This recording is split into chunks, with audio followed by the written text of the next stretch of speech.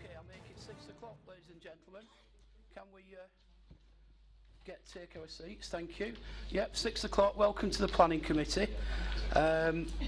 We'll run through the agenda. Item 1, apologies for absence. We have apologies from Councillor Larkin and Councillor McCann, Chairman. Okay, thank you. Second urgent business, I'll just let members know you can't fail to notice there's a camera in the room tonight. Cabinet have decided they want to film the Planning Committee. I'm not quite sure why, it's probably because we're a star performers, but they're filming planning and they're filming the next Cabinet meeting. It is being streamed, I believe, and it's there for posterity. So, that's my urgent business for this evening. Are we eligible to win for the baptism? Only if we've got that equity card, John. If you can show me your equity card, you'll be fine. I have one. Yeah, I've got one, John. Right. Okay. Declarations of interest. I've not seen any. No. Declarations of interest. No public questions. Yes?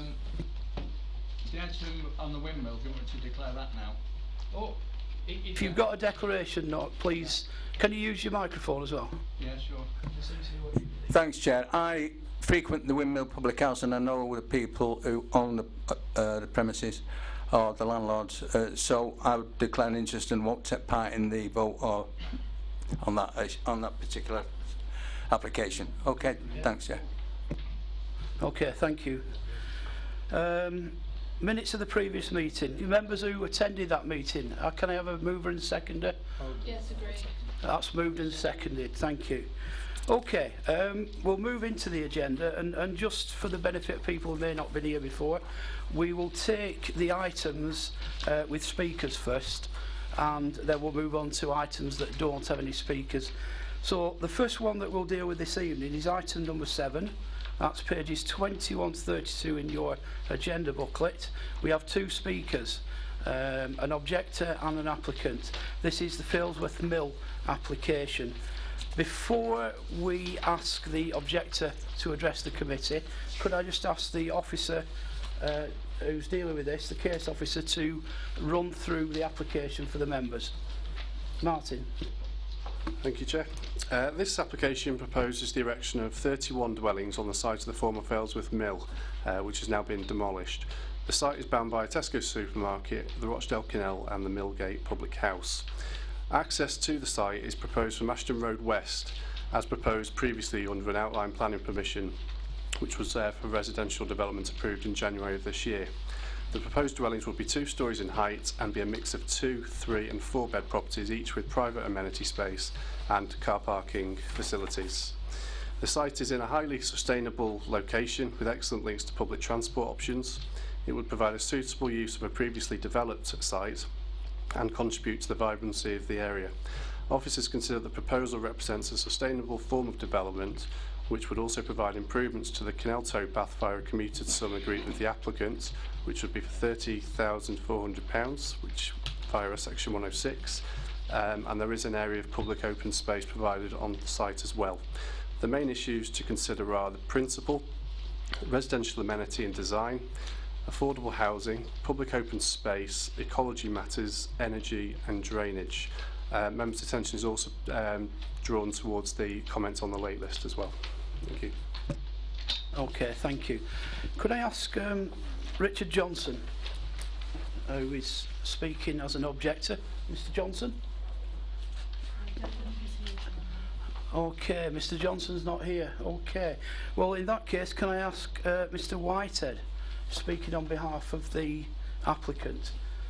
Mr. Whitehead, you've 3 minutes. We'll remind you when you've 30 seconds, after which some of the members may wish to ask you questions. When you're ready, if you just press the red button, it'll light up and you can speak. And when you've finished speaking, if you could press it to switch it off. Thank you. Okay, sir, off you go. Thank you, Chair. Thank you, Committee. I'll keep this brief. My name's Tom Whitehead. I'm the Town Planning Manager at Brookhouse. We're the applicant. We now fully own this site, and if planning permission is granted this evening, we intend to start on site later this year. I'm sure members will agree it's a site in need of regeneration and is a blight in the town centre, and hopefully you'll approve the scheme this evening. That's all from me. Thank you. Thank you very much. Are there any questions to the applicant? No? Okay, thank you, sir. Thank you. Okay, open for debate. It's recommended for approval. Are there any comments, observations? Councillor Hudson. I'd just like to move approval, Chairman. Okay, have we got a seconder for that? Okay, I think Councillor Blythe got there first. So it's been moved and seconded for approval as per the officer's recommendations. Can I take a vote on that, please? All in favour? And that's unanimous.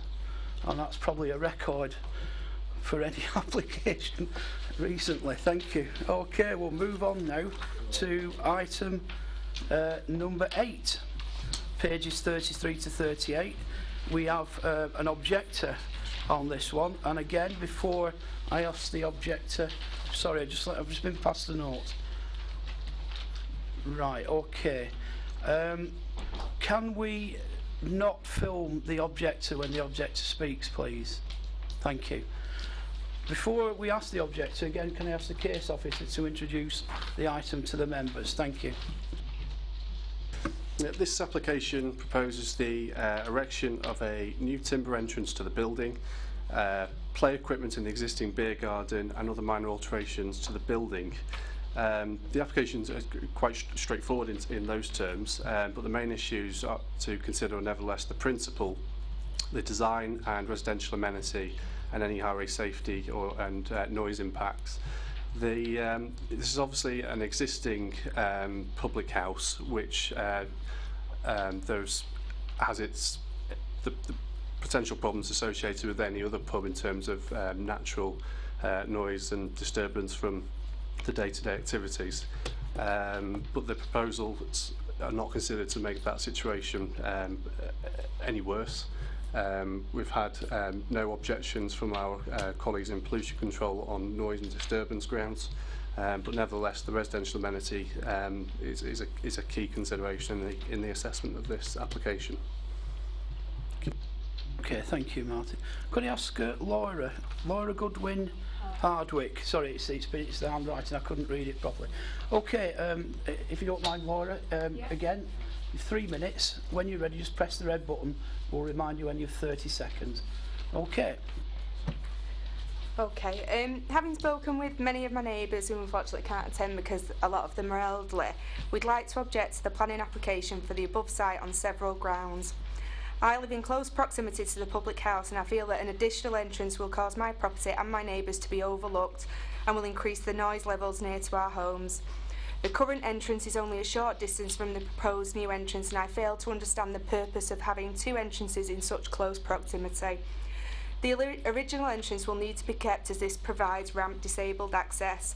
I have been told the additional entrance is wanted due to issues around smell as you have to pass the public toilets and there are problems with drains. Surely it would be more beneficial to resolve the drain issue than to build another entrance. Previously, the pub has been subject to a noise abatement order due to issues with noise and disturbing the neighbours frequently. Neighbours, including myself, and have had previous issues with being disturbed at all times of the day and night due to noise levels. Customers stand and sit in the area for the proposed new entrance, where prior to the application they had tables, they moved them and then they've now replaced them. And some occasions I'm unable to use my garden due to noise and bad language which my young family and myself are subjected to. As part of previous complaints which the council were involved in, a condition was that the fire exit would not be used as an entrance or exit to the pub due to problems with noise for the neighbours, yet the current application proposes to block up the fire exit and put the main entrance there. This will only increase disturbance to the neighbours. Even though this condition was put in place, it has been ignored, and this gives my neighbours and myself first-hand experience of the disruption having an entrance or exit near to our properties will cause. I dread to think of the disruption, noise, bad language, etc. my home will be subjected to if the main entrance is moved.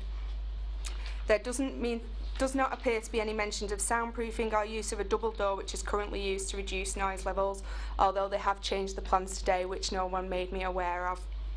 Customers at the pub stand and smoke at the current entrance, and if the proposed new entrance is put in place, my property and others will be directly overlooked by customers using the entrance and by those who stand smoking in the new covered entrance. They currently stand at the entrance constantly all day long. Also, noise levels would be increased by taxis which would stop outside the new entrance. This would mean the bus stop, which is situated directly outside the pub, will be frequently blocked, again causing traffic issues on a busy main road. I'm very concerned about the plan to move the existing fence for the beer garden because and put a small picket fence because we'll be overlooked. If you're putting play equipment in, that's going to be surely for children. It's on a busy junction. If children run out, it's going to block the bus stop and things like that. I think that's really dangerous. We're concerned about the fact that they've put a new gas main directly under the window where they proposed the entrance. When that was done, they had to close the bus stop, they had to dig up the road, causing loads of disruption again to people. 3 minutes is up, Laura, but I'll let you just finish off what you were going to say. Basically, it just causes loads of disruptions if they have to start moving the main gas meter again. And the plan to paint it white as well isn't in keeping with the current brick coloured and the local residential property. To clad it and paint it white will make it stand out like a sore thumb in a residential area of bricked properties. Okay. Thank you very much. You did very well there. Just bear with us a sec. If you just press the button, thank you. Are there any questions? Okay, there's 2 questions. Councillor Hudson and then Councillor Blythe. Yes, I just want to ask, do you feel, in your view, that whether this goes ahead or it doesn't, some of the issues you brought up, like the noise and the swearing, different things, I don't think that's going to change whether we pass this or it remain. It's still going to remain a public house, isn't it? And the other issue I want to ask you about is, I would have thought if there was incidents of swearing, which unfortunately you get on public buses and things nowadays, particularly the school bus, I'm afraid. But do you not think a beer garden with children might help for people to behave slightly better? Firstly, let me be very clear, I have no objection to the use of the beer garden. What I object to is the fact that they don't use the beer garden, that they put tables at the front of the public house where people sit, children are running around, which is dangerous. They don't use the beer garden. If they put new play equipment in, I'm concerned about antisocial behaviour, but that might encourage families to use it and it to be a more family-friendly pub. My concern is majorly with the low picket fence that they envisage putting in at the front, because again I think that'll increase noise because it's not enclosed. And my main concern really is I think it's dangerous. Where the pub's situated, I don't know if you can see from photographs, it's a junction with Alder Road. Lord Lane is an extremely busy road, it's a main bus route into Manchester, and if you're putting a low picket fence and encouraging children, who unfortunately aren't always supervised by their parents, in that area with complete open access onto a main road, that's just to me is a child going to get run over, and at worst case scenario a child is going to be killed. With regard to the noise, and your question about that, yeah, I appreciate we live near a pub and you expect some noise. What you don't expect is the increased antisocial behaviour. The taxis, I think, will be blocking the road, they'll be beeping the horn outside at night. I don't know where you live, but when you've got young children and somebody's beeping a taxi at 2 o'clock in the morning repeatedly, you know, it becomes a bit of a bind really. The general noise, my objection is not, I think that if they move the tables and they use the one entrance and they use the beer garden as it's proposed to be used, I think the impact on the neighbours would be much better with regard to noise. I don't object to the pub, it's a community pub, it's supposed to be there, you know, for the local community to use, and if they put the play equipment in, maybe more families, it would be more family friendly, but they need to use that beer garden, move the tables from the front and keep the existing entrance that they've got that's there, that's, you know, that can be used safely by everybody. It provides disabled access. They're talking about putting an entrance with the difference of a bay window because the toilets smell. Now, surely that's not a reason to put another entrance into a pub. Sort out the drains, and quite easily, you know, nobody's going to be concerned if the beer garden's used properly. Thank you. Okay, sorry. Two questions. When you say the public toilets, do you mean the toilets within the pub? Yes. Right, so they're not public toilets, No, they're the sorry. pub's toilets. Right. And the other one is, you said there were a condition put on to not use the fire exit as an entrance. Was that on the licence, that condition? Previously we had lots of issues with noise and everything, and was it the environmental health, isn't it, who do noise? They were involved heavily, and they put a condition on the pub. In fact, they put a noise limiter in the public house, and what we found was because people were using the fire exit as sorry, I'm speaking. I think that's a little bit rude. Sorry, have you finished now? Okay. Sorry, I've lost my train of thought now. Yeah, the fire exit, because we found that the noise was heavily increased because people were using the fire exit to come in and out, especially to access the tables that were at the front of the pub. So from my point of view, that gives me first-hand experience that if you then put another entrance in there permanently, it will increase the noise from the neighbours. Because we know that's happened. That's why the environmental health said, no, you must not use that entrance, and yet people have still choose to do so, and it still increases the noise. So if there's a permanent entrance in there, it's just going to make it much harder for the neighbours, plus as well with people standing in the entrance because there's nowhere for them to go and smoke. You're not allowed to smoke inside anymore, and they'll just be standing there staring into my property. Okay, thank you very much for that. Any more questions? Yeah, Councillor Shuttleworth. Thanks, Chair. You made reference to there'd been a previous noise abatement order. Could you give us an indication as to when this took place? And taking into account it's a pub, and pubs do change hands, yeah, whether it's the same licensee now as when the abatement order was put in place? The public house had the noise abatement order, and that was probably about 6 or 7 years ago, roughly, from my thought. The pub then changed hands and was taken over by a new landlord, a couple, and landlady. They have recently left, and the landlord who's currently managing the property for the brewery is the previous landlord that we had the issues where the noise abatement order was issued, who's currently in place now. Okay, thank you. Thank you very much indeed. Thank you. Okay, it's open to debate. It sounds to me that there's a lot of licensing and environmental services issues around this. Can I just remind members that as these are things that affect people's real lives that have been described to us tonight. However, not many of them are planning issues. So I'd like you to concentrate on the planning issues. The problems that are being described should and can be dealt with via environmental services. So can I just remind you that you need to, when you're making your decision, you need to consider the planning issues around this. Councillor Fielding. Thanks, Chair. You sort of beat me to it with this stuff about the noise and the antisocial behaviour being a matter for environmental health, and unfortunately it's something we can't consider here.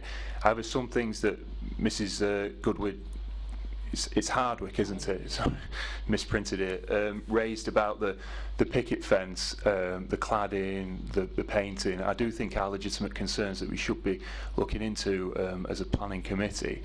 I do accept that a low picket fence at the front I would consider to be risky in that situation, and I also think that the proposed painting in the white and the cladding is not in keeping with the local area. There's a pub at the opposite end of Failsworth that has recently been painted in a similar colour that this one's proposed to be, and I've had complaints about it despite not being a ward member, but I know the ward members have too. I would therefore move that I think we should defer this. I'm disappointed that the applicant or a representative of the applicant is not here for us to ask questions about this matter and to defend, and so I think that we need the time between now and when it will come back to the planning committee to talk about the issues on the fencing, the painting and the cladding. Councillor Blythe. I'd support Councillor Fielding on that. I'd also ask why, when pollution control have had a noise abatement at one time or other on this pub for that entrance, that very entrance where they want to make an entrance, it's a fire exit just now, that they've not put any objections in. It seems very strange that our environment have not objected when they've got a noise abatement order on the property. That seems strange, doesn't it, at best? They either haven't really looked at it deeply, or... Are you talking about building control issues there, or...?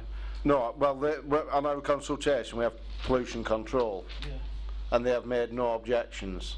And yet our pollution control, our environmental department, have put at one time a noise abatement saying that entrance must not be used. So why is that?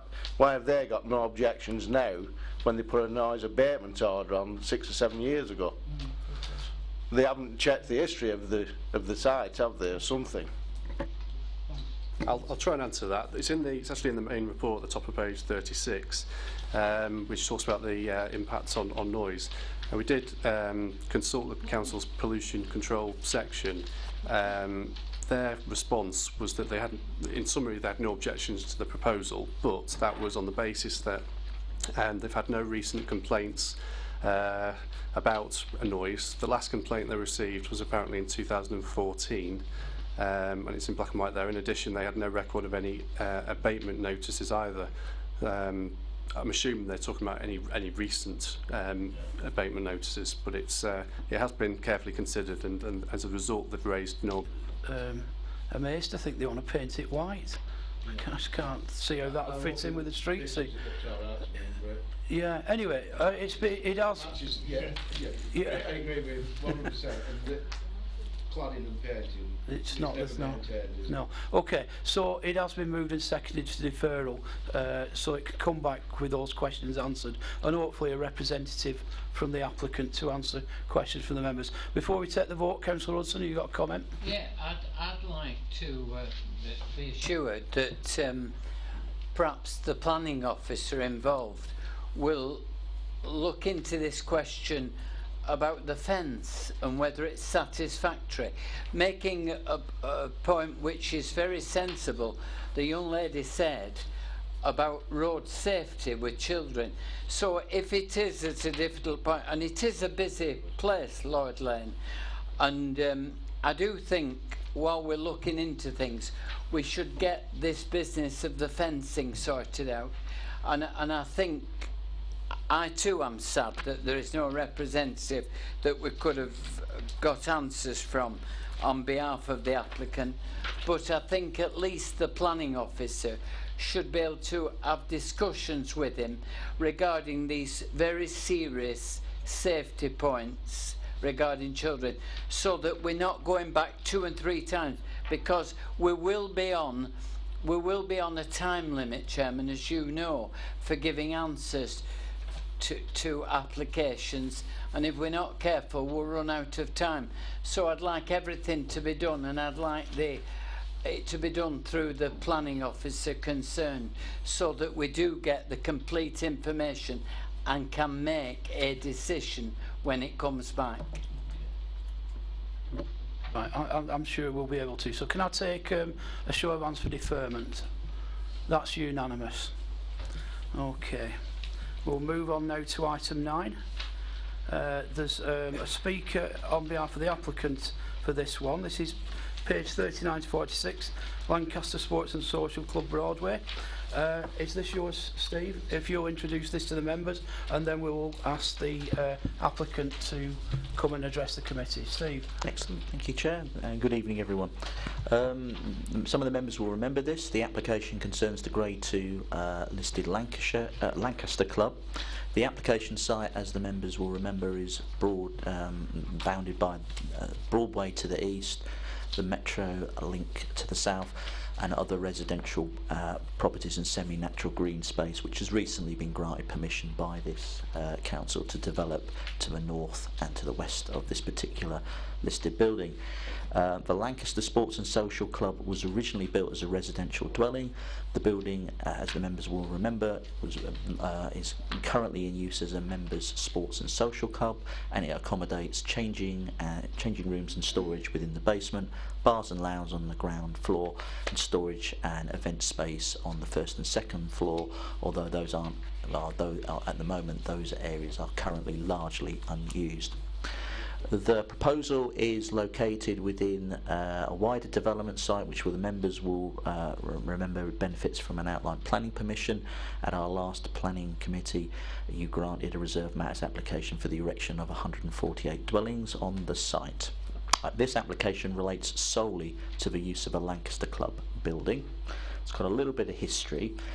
Essentially in June 2012, when the original outline application was put forward, the Lancaster Club was proposed to be used for 6 apartments, with the ground floor being used for community use. A further application was granted in May 2012 for changing varying conditions. Same arrangement again was for the Lancaster Club. The difference with this application and the new one is now that the whole building is proposed to be used for residential purposes, which means that the ground floor is essentially the change from the previous planning permissions. The proposal is proposing 4 apartments at ground floor level, 2 each either side of the main entrance, 3 apartments at first floor level as shown there, and 2 apartments on the 2nd floor level. Members will notice that those units are slightly bigger than the average new build apartment, but the proposed apartments have been designed in a way that they're still affordable, but obviously they don't affect the characteristics of the listed building in question. When looking at the report, members will see that no representations have been made as a result of this consultation. The main issues are very simply that the proposal doesn't result, in our view, in the loss of an existing functioning community facility, and there's a range of existing facilities close to the site. As a consequence of that, officers believe that on balance the benefits of providing new residential accommodation and providing a positive use for this heritage asset outweigh the loss of the private members club. The proposal, of course, is equally consistent with the extant planning permission that you granted last time, and with the previous planning permission where you granted planning permission for the use of the upper floors. In highways terms, the highways officers have been consulted on the application, have raised no objection, providing that the access and car parking spaces that are illustrated on the plan are secured by condition.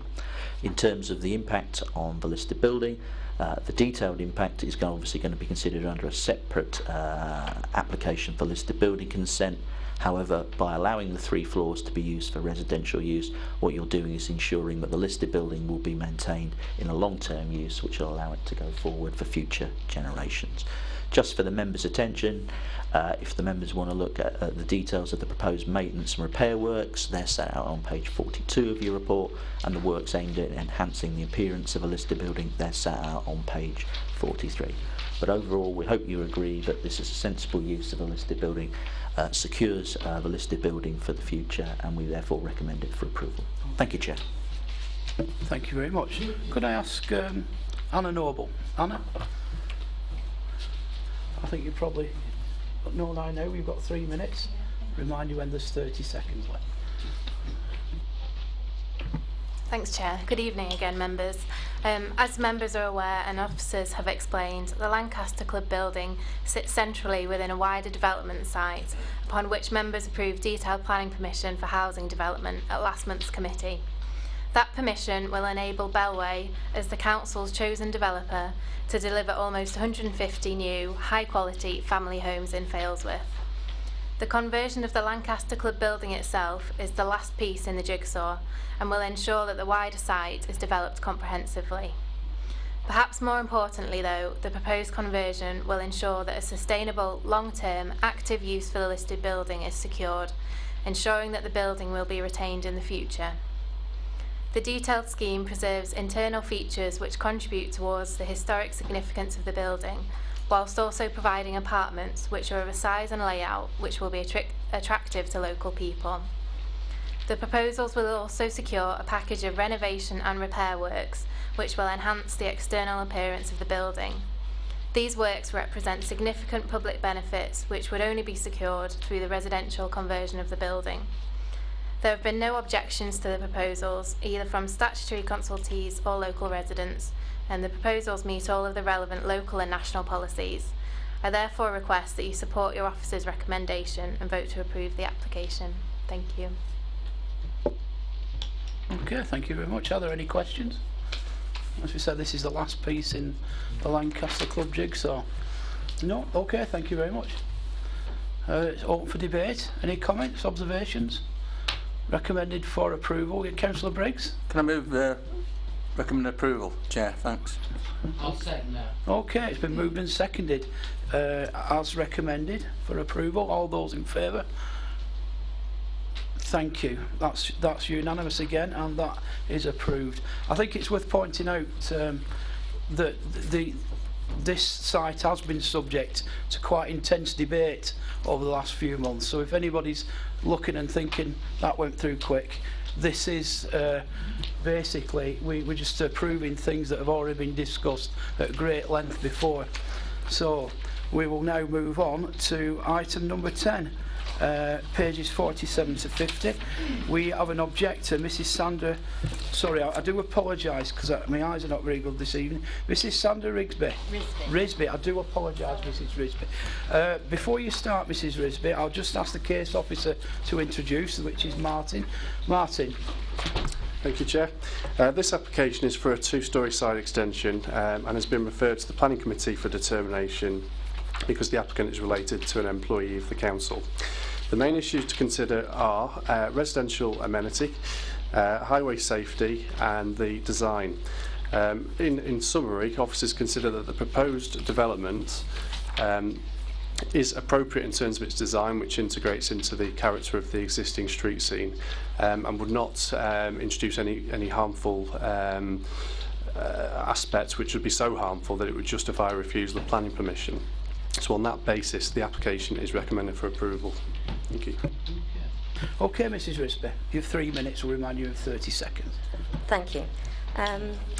Right, I initially objected to this on the 4th of May and I raised the point of the scale of the proposal, the disruption to the natural configurations of all of the roof lines in the cul-de-sac and to the whole and the overdevelopment of number 9. I'm speaking on behalf of number 7, my parents' former home. I submitted additional comments on the 13th of June and additional photographs. I hope in your packs you've got a total of 5 photographs, or you've seen them. Thank you, that's helpful. Number 9 is the property with 2 cars on the driveway. Number 7 is the one lower. The cul-de-sac has 7 detached bungalows, all with hipped roofs, with no alterations whatsoever on the cul-de-sac. Number 7 has a rear dormer, so does number 9, the applicant. The proposal, if perhaps we can move to another photograph, it might show it better. You'll see there is a detached garage on number 9's drive. The proposal is to demolish the garage and put a separate hipped roof extension to it. What none of these drawings or photographs accurately show are the different levels, particularly this drawing, this plan, which I've just seen tonight. The amendment to the report, the planning officer is saying that it wouldn't make any difference, that's clear enough. I have 2 further photographs, please Chair, if I could show it, just to try and elaborate. There's a set, it's the last 2. It's the last 2 photographs that perhaps help me explain this next point. Thank you.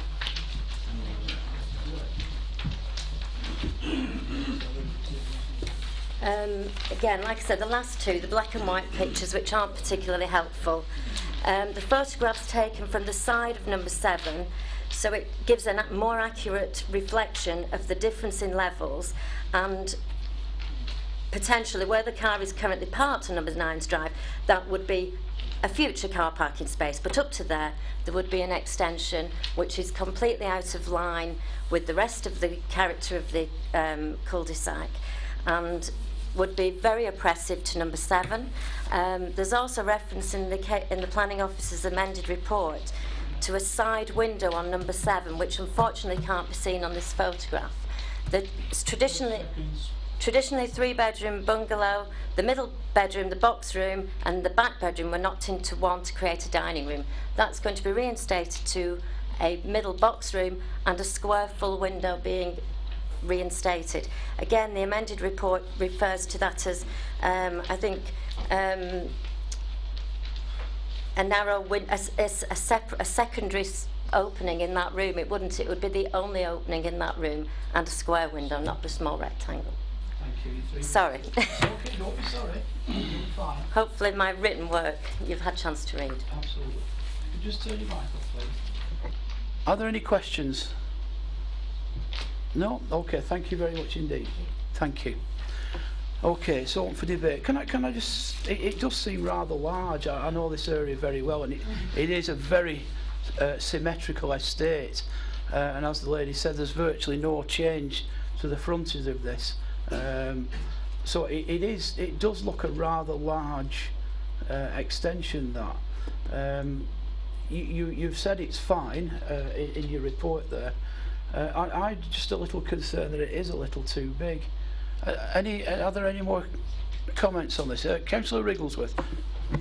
I think following on from what you said, Chair, looking at the difference in the heights of the two bungalows and the fact that this one already stands quite a lot higher, obviously, than the objector's parents' bungalows, I would think it'd be very oppressive, both from the front and the back. I would also question the fact that we're actually allowing the alteration of the front street scene. I mean, we normally say that if it's the back, it doesn't matter, but if it's the front, if we've got a universal street scene, we try and keep it in keeping to retain the character. I know these houses aren't terribly old, but even so, that they are mature bungalows, they're not new ones. So I think it is an overdevelopment on a small property. Okay, I've got Councillor Blythe and then Councillor Fielding. Officer, does this extension come straight up to the boundary line? Is it onto the boundary? It's hard to tell off those drawings if it's actually onto. If we've got to look at these photographs, there's a sort of retaining wall on the drives. Yes, it does, doesn't it? Yeah. Yeah, it comes straight up to the boundary wall. Right. I agree with Councillor Wigglesworth. Coming that close, it will be. It will. I think it'll overshadow that other property. Yeah, Councillor Fielding. I don't need to come in, Chair. That's what Councillor Blythe said. Okay, Councillor Gloucester. Yeah, the only thing is knowing this estate. If you stick one on here, then somebody might think, oh, I want to develop my house. And in the end, what is quite a nice, well-set out estate will suddenly become horrific.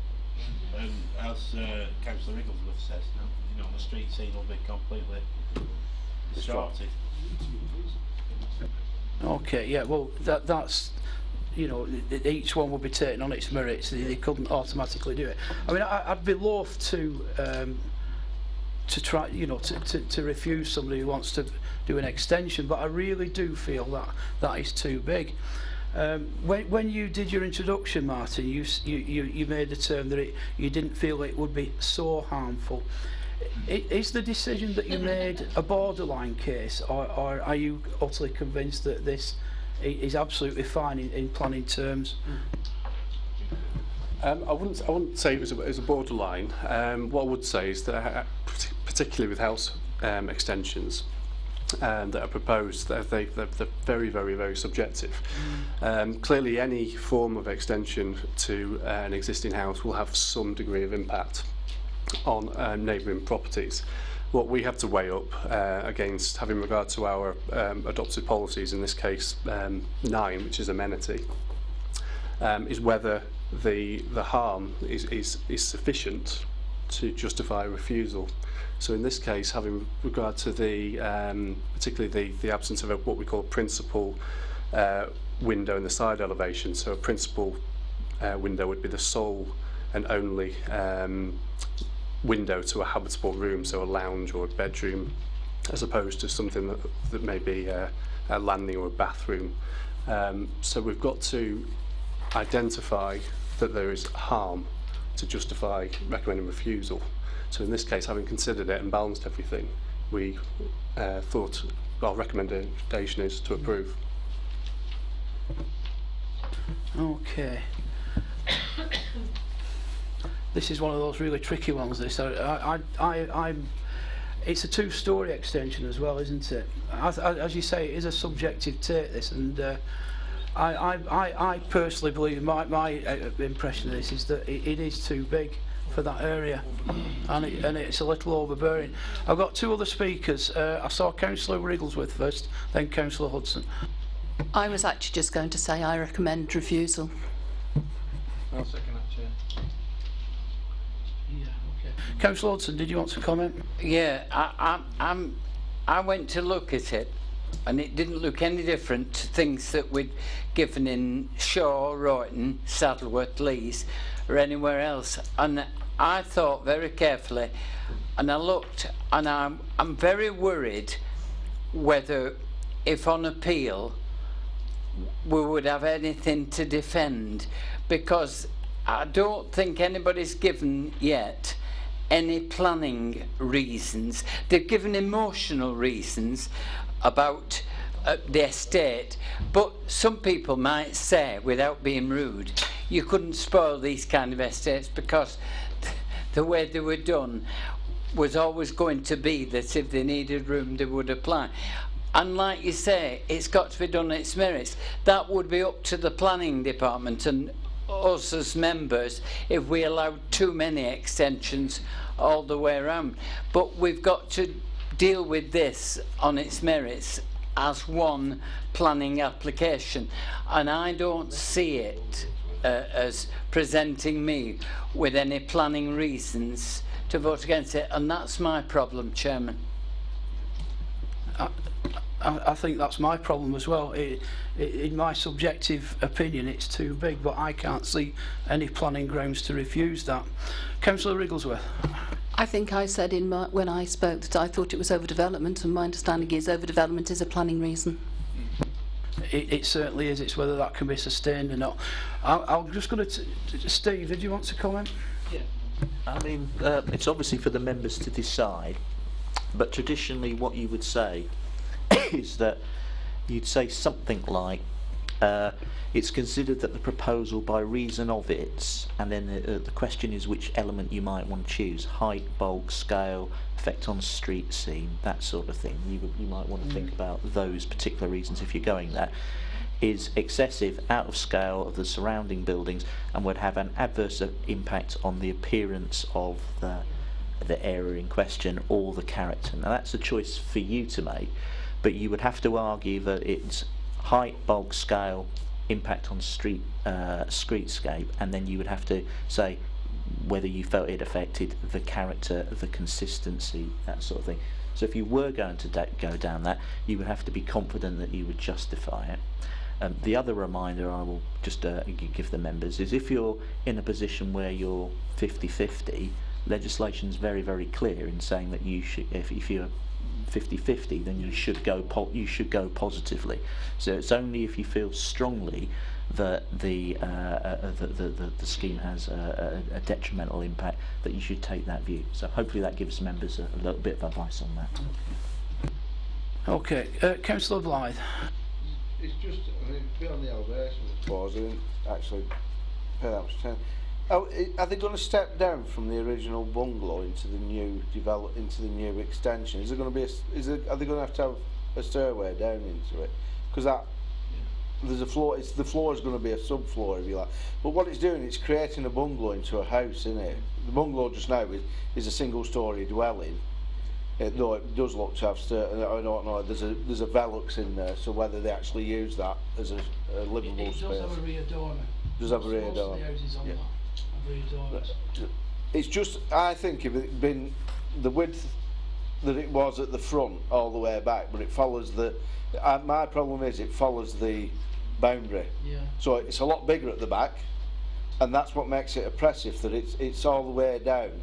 There's no break away from it. I think when you get a straight and you had a bit of space, because there's quite a bit of space between them, even with that garage, it doesn't look particularly oppressive, that garage. You don't actually notice it that much, but once you get a full extension on there and it's following that party wall line, to me it's quite overbearing on this bungalow. It's going to overshadow this bungalow completely. So I agree with Councillor Wigglesworth. Okay. Can you just do the mics? Yeah. I think if the extension went straight down and it wasn't as close to the boundary and gave a bit of space, I think I'd be a lot more comfortable with that. So I think I've made my mind. I'm going to support the refusal on this. And the reason would be the overbearing nature, the effect on the street scene, as we've just been advised by the officer. So I'm going to take a vote. It is recommended for approval, but it's been moved and seconded. Of course, before we do that, can I remind members that this may well be subject to an appeal, and it may well be that one of the members here will have to defend that. As chair, I normally put myself forward to that, and I'll do that unless there's anybody else who wishes to attend the appeal. It looks like it's me. Okay. Yes, but please, Alan. Just in addition to that, Chair, obviously if it is appealed, you will need to produce evidence that is able to substantiate your grounds for refusal, and if we can't, there is a risk that the council will be subject to costs award against them. As I said, I mean, the applicant can have as another go, as a bite to the cherry, a free go, and it might well be that they reconsider the design, and the committee might look upon that more favourably next time, but we'll have to wait and see. On this occasion, it's been moved and seconded for refusal. All those in favour?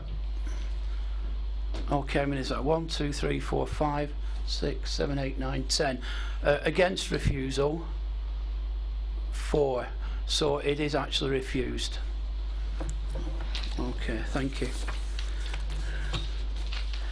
Good luck with your appeal, Chairman. Thank you. I've done them. Yeah.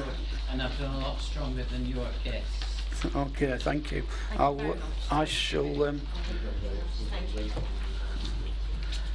We'll move. We've only 2 more applications to consider. Neither have got speakers. So the first one will be item number 6, page 7, Conservative Club, Stanley Road. Martin, is this yours? Thanks, Chair. This application proposes the erection of 20 dwellings and associated works on this previously developed site, which has been cleared. As explained in the report, the proposed dwellings are configured as 4 terrace rows around a central access road from Stanley Road. Each property has a single off-road parking space and private outdoor amenity space, and the dwellings are a mix of 2 and 3 bed properties in facing brick with concrete tiles. Members will recall the application was deferred at April's Planning Committee to provide the applicant with additional time to submit further information in respect of viability, which was about evidencing the projected build costs and the site valuation. This was required to support the claim that the development was not able to withstand any commuted sum contributions towards public open space improvements and those aimed towards improving energy efficiency. The applicant has supplied additional information which has been carefully considered by the Council's surveyors, and that assessment has identified that the scheme can withstand a contribution of £8,000, and the recommendation is to continue with the recommendation for approval subject to the conditions on the original report, and that the £8,000 is secured by way of a Section 106 agreement for a contribution towards open space at Cowlishaw Green Park. Therefore, the main issues to consider are the principle, design and impact on residential amenity, drainage and flood risk, parking and highway safety, trees and other ecology matters, energy and public open space. So that's, yeah, I'll answer any questions during the debate if there are any. Yeah. Okay, has anybody got any comments on this? Councillor Shuttleworth. Yeah, Chair, two points. Will I take into account this was deferred from April? Can you clarify who can vote on this? Yeah, that's interesting. You weren't at the April meeting, were you? Alan, could you advise us? It will be all those members who were present at the April meeting. I don't know off the top of my head who they were. No, it's fine. In short, if you weren't at the April meeting, you're not eligible to vote or take part in the debate. Okay. Are there any members here who? Well, I know there are a couple of new members who may not have been here at the April. Can I just see who wasn't at the April meeting? That might affect. Well, that's 1, 2, 3, 4, 5 members who weren't at the April meeting.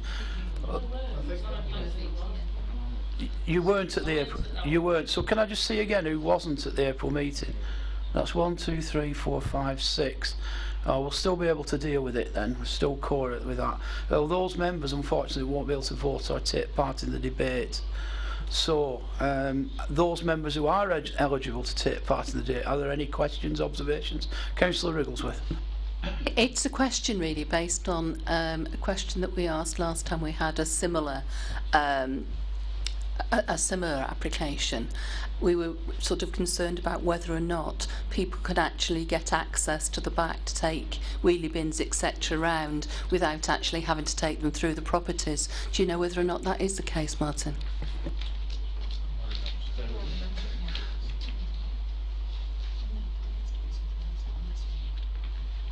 While he's looking, I think it's good that the officer managed to get a Section 106 sum out of this one, because it didn't look as though we were going to originally. At least that can come to some good. Have you got that information, Martin? Yeah. Yeah, you can actually just see from the plan that there is access, but what it ties in nicely to, if you like, is condition number 10, which nevertheless requires a detailed a scheme, if you like, to be put forward to us for the removal of refuse and waste materials. So it's covered by condition anyway. Yeah, Joy again. One other thing, obviously I know this site because it's in my ward and it's in an awful condition at the moment. Can we actually have some sort of condition that the first thing that's done is the site is cleared up so that it's not such an eyesore for the area?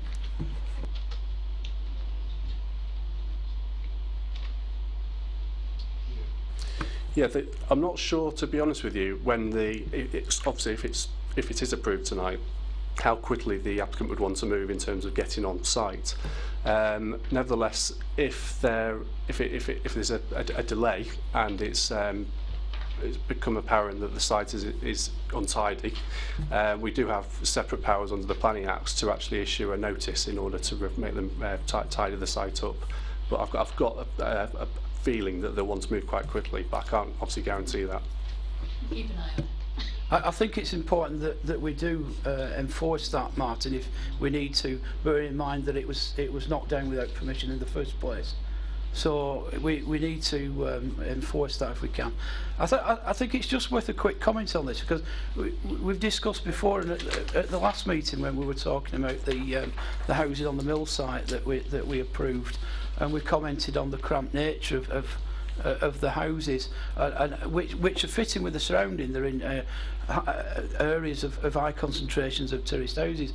I think we may be reaching a point now where these type of developments do put a strain on the amenity, the local amenity, and it may be something that we want to consider more closely. You know, anything that we get back as a council from these developments, for example, in terms of council tax, it may actually be costing us more in terms of collecting the bins, for example, maintaining the roads, and the local schools and things like that. It's not for this, it's probably just a general observation, but these cramped areas, whilst we welcome the houses and we need new houses to replace the old rundown terraces, no doubt about that, I think we need to start putting a little more weight on the effect of the local amenity for future applications. Yes, Steve? Just a quick update on that. I think you're entirely right, Chair, and I share your views. What is coming in with the new Housing and Planning Act is that we will be, as a council, or an applicant will be required next year to actually put forward a statement showing the economic benefits and the benefits full stop of the scheme. As such, if the members feel strongly about that, they can obviously investigate that new piece of legislation that's coming forward, because they will therefore have in front of them a sheet literally saying what the benefits of the scheme are and what they're not, and obviously make their own mind up. So hopefully that will help you in due course. Councillor Blythe, then Councillor Shuttleworth. I totally agree with the Chair. It's the school places that's frightening me with the housing that's going in the areas where it's already densely populated housing, which family homes with children, you look at that could be another 40 school places required.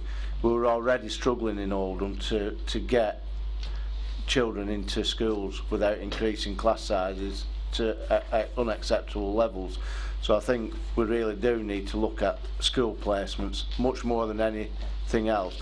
I mean, shops and pubs and buses and they're all amenities, but the school places are the one that we're struggling with already in Oldham. Many didn't get the first choice, many didn't get the second, and a lot were on third choice, and some kids are now having to get a bus to school at primary level. So I do think we need to look at the education much more than anything else. Well, as I said, with this new legislation, we may be able to consider that and we use it when we make our decisions. Okay, Councillor Shuttleworth, do you want to have a quick word on that? Yeah, thanks, Chair. It is really a matter of information in terms of what Councillor Wrigglesworth has said in terms of this site. The building has been demolished without planning permission. There is now nothing but loads of bricks, rubble on the site, which is surrounded by Harris fencing, which is actually intruding on the footpath. And that is why this site needs something doing, some enforcement notice put on it. Okay, thank you. It's recommended for approval. All those in favour? Okay, against? Yeah, because people who weren't here can't vote. We'll do it again. All those members who are eligible, who attended the April meeting, in favour? That then is unanimous. Thank you. The final application this evening is item 11, pages 51 to 56, Morrison's in Failsworth. This is an application to extend delivery hours. Steve? Oh, Martin. Martin. Thank you again, Chair. This application seeks approval for changes to the existing delivery hours of the store. Currently, these allow deliveries between the hours of 7 o'clock in the morning and 9 o'clock in the evening, Monday to Saturday, and 9 o'clock in the morning until 4 p.m. on Sundays. The application seeks approval to change those hours 7 days a week between the hours of 5 in the morning and 11 in the evening. The main issues to consider as a result of that proposal are based around residential amenity and highway safety. The applicant has carried out a noise assessment, which has influenced the assessment of the application. However, officers are of the view that there may, in this case, be some potential for noise disturbance arising from those extended hours, particularly in obviously the extent of the early morning and those of the later evening. On that basis, we're recommending in this case that we give planning permission for a period of 12 months, which will allow an assessment of any impact that has during that time. Clearly, if there is, if we get if it is approved and we get towards the time that permission expires, if we have had complaints about the impact, then that's something that could be considered afresh in 12 months' time, assuming a further application is actually made. Oh, right, we've got... okay, I didn't see you put their hand up first. It was Sean. Councillor Fielding. Your suggestion of a 12-month trial, if we were to refuse this evening, could there still be a 12-month trial on appeal, or would it go through, or could it potentially just go through on appeal and be granted and last forever? Interesting question. Basically, if the application's refused tonight, obviously it just reverts back to what they've got approved hours for. If you do refuse it, and the decision to refuse could go to appeal, it could be overturned at appeal potentially, and if the inspector decided that that there was no reason to impose a 12-month period, it could potentially be a permanent arrangement. Okay. There's 3 other people signalled almost instantaneously, so I think Councillor Hudson.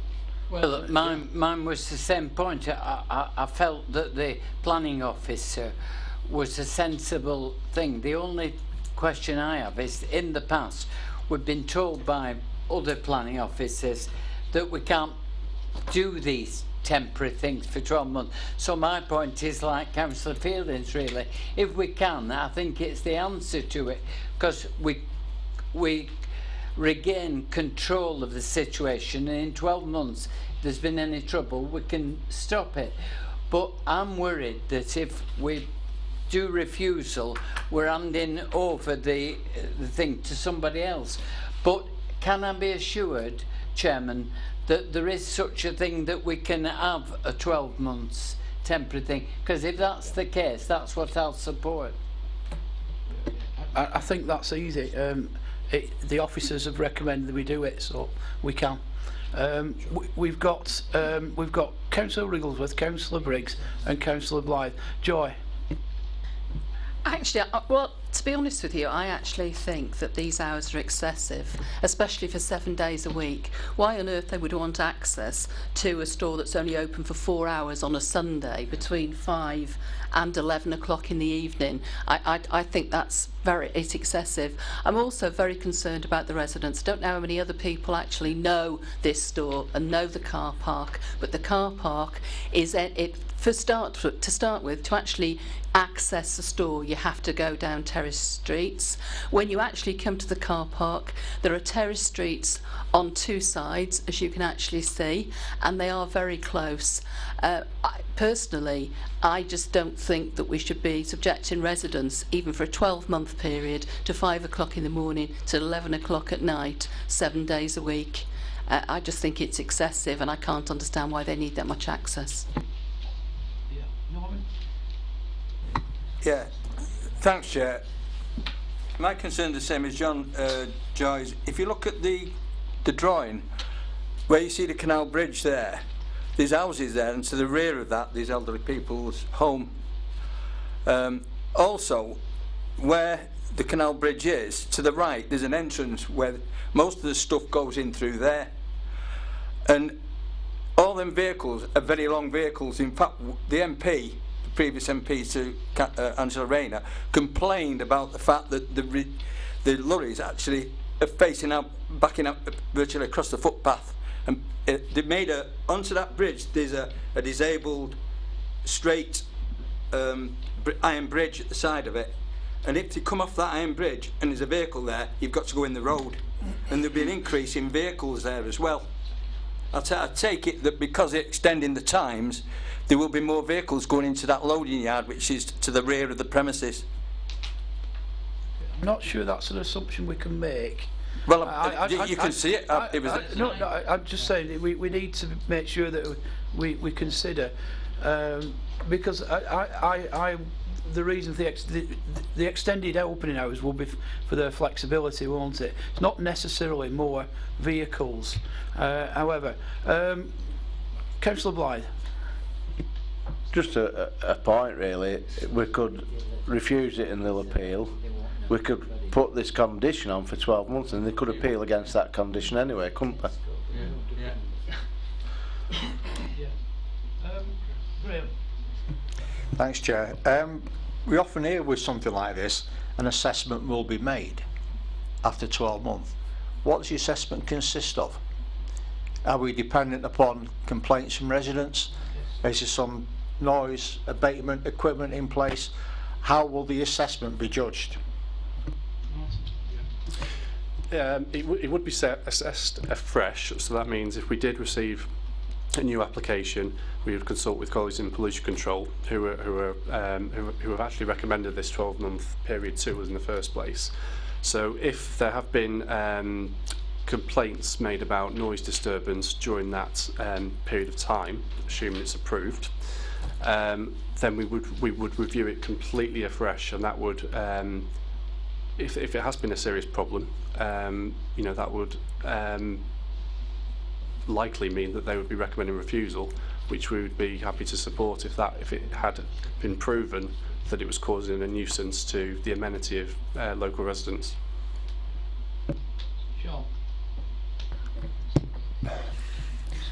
Yeah, at risk of repeating what people have said, I mean, the lorries will be accessing the delivery yard for Morrison's by driving onto Poplar Street from Oldham Road, which is at the top left, which you can't quite see.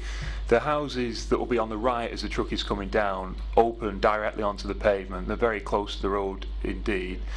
And in the light of Councillor Blythe's comments that they might appeal the 12-month limit anyway, I'm minded to say, and I will move that we refuse this application on the grounds of loss of residential amenity and the potential noise nuisance at unsociable hours. Okay, I mean, I see where you're coming from.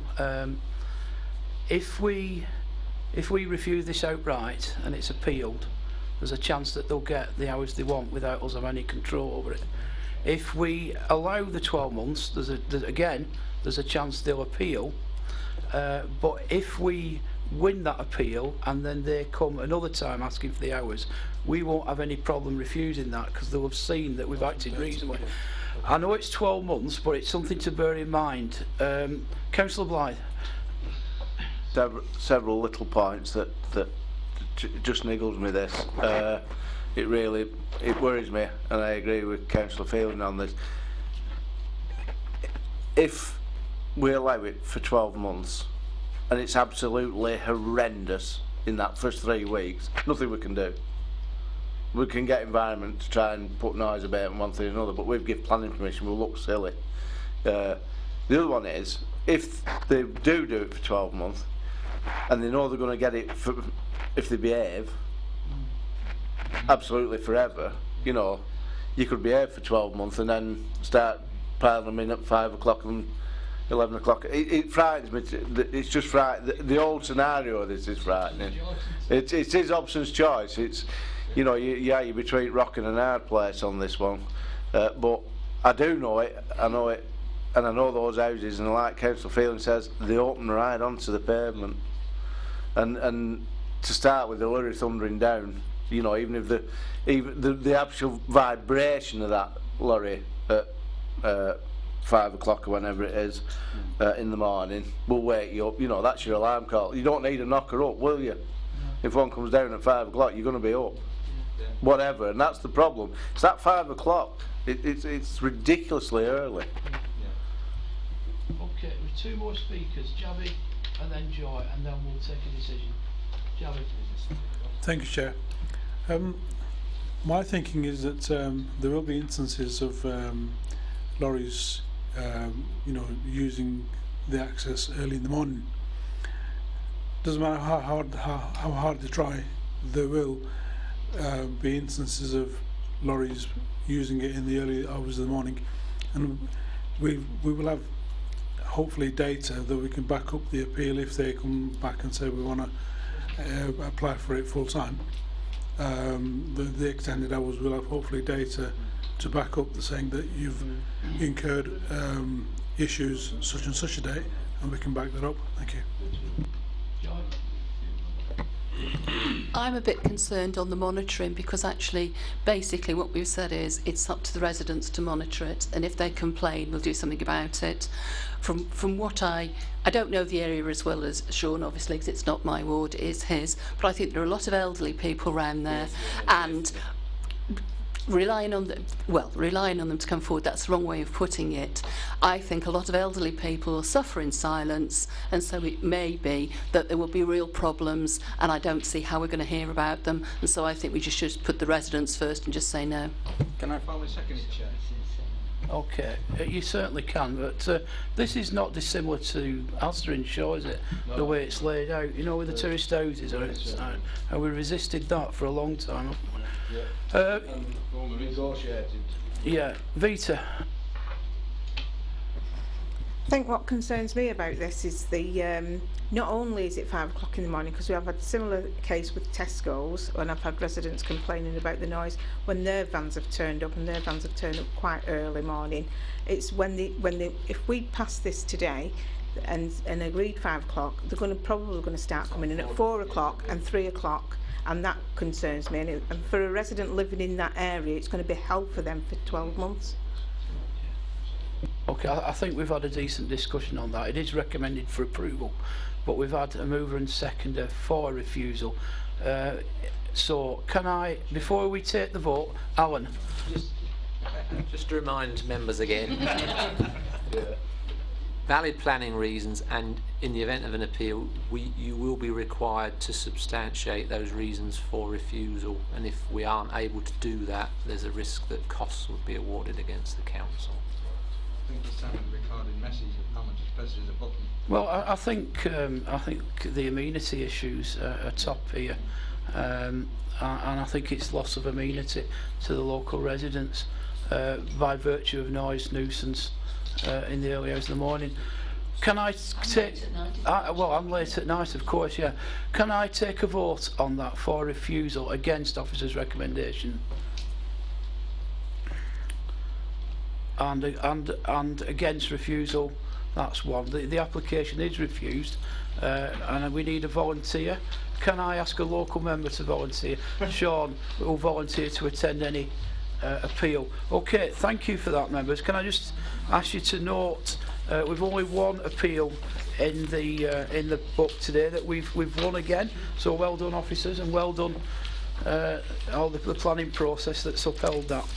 So thank you for this evening, and I'll see you next time.